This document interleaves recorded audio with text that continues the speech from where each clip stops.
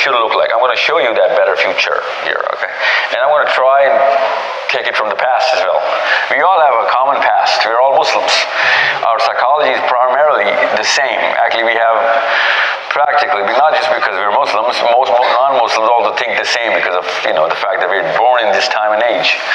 So let's just begin with Abdullah. What is a better future? Let him keep the microphone.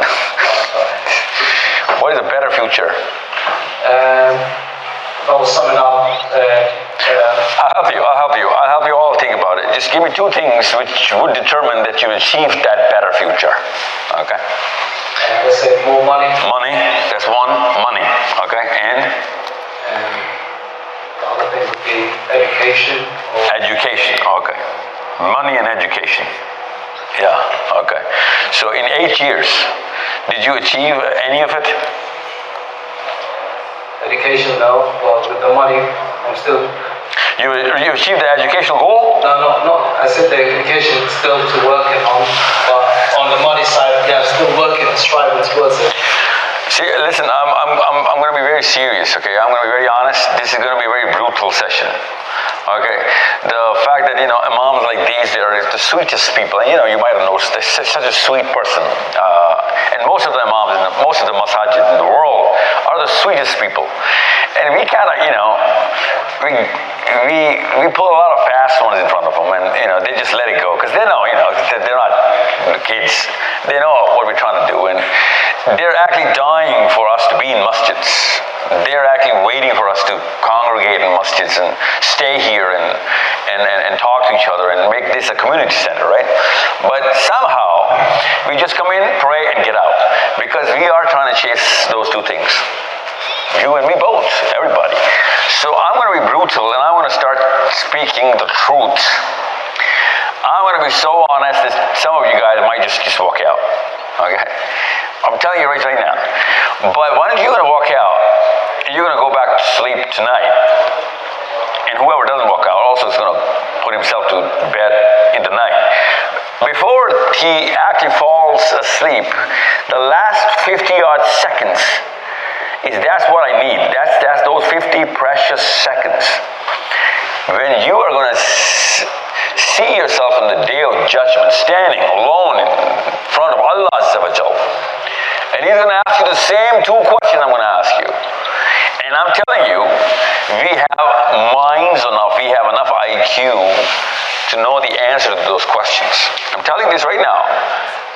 Wallahi, we are going to stand in front of Allah Azza wa Jal.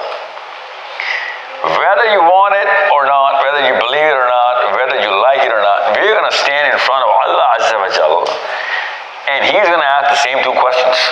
Our Prophet ﷺ told us those questions. Okay? Now, I'm not saying that you guys are doing wrong here. I'm not saying you guys are doing right. I'm trying to probe into your minds right now. Because there's a solution sitting right here in England.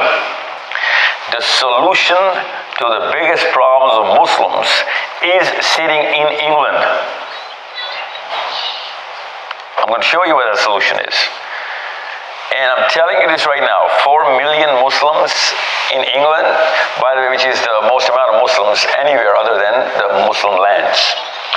So you guys are practically in a Muslim land compared to all of, Europe or America or Australia or China or, a major part of Asia, which is a very big event. Somebody's got to put it to some use. And I'm waiting for that somebody, and I have a plan here, don't worry. And I need you all to be a part of the plan. This building is part of the plan. You need to understand, when I was coming here, I had done so much of, there's so much hope riding in all of this. And don't look at me, don't think of me, don't think of Pakistan or any Pakistani saying this to you. Think of a Palestinian, think of any Palestinian. Think of a Palestinian girl, 10-year-old, staring deep into our eyes. When I'm speaking, just think of that Palestinian who has not lost hope. Just think of her. And then think of your daughters. Think of your sisters and daughters. so that you can know how real this is. Because this is not just, sugar-coated words and, some pipe dream I'm here to sell. I'm not selling anything anyway. It's not going to be any money talk anyway. Whatever plans that I have actually involves zero money. However, I did put some money in the kitty. I'll tell you how. My intent, and I've actually announced in Birmingham, Manchester, London, now here, that I am going to start paying money now. Someone's going to start paying money, because if money works, then let's just, roll the dollars. And whoever's going to take charge, I'm going to pay him. In the masjid, I'm vouching right now. We're going to use every masjid in the world, inshallah, to bring Muslims together and do 4 things. I'll show you those 4 things. And those 4 things are a superset of these 2 things. You came to England for the right reasons, money and education. And that is something that is it's not all about part of the solution. However, we're going to change the rules of the game a little bit. I'm going to change the rules of the game a little bit. And I'm going to bend them back to 1400 years ago when the Quran was being revealed. When the Prophet ﷺ was training the Sahaba, the companions, and the way he raised the IQ of his companions, and that risen IQ raised the IQ of the planet.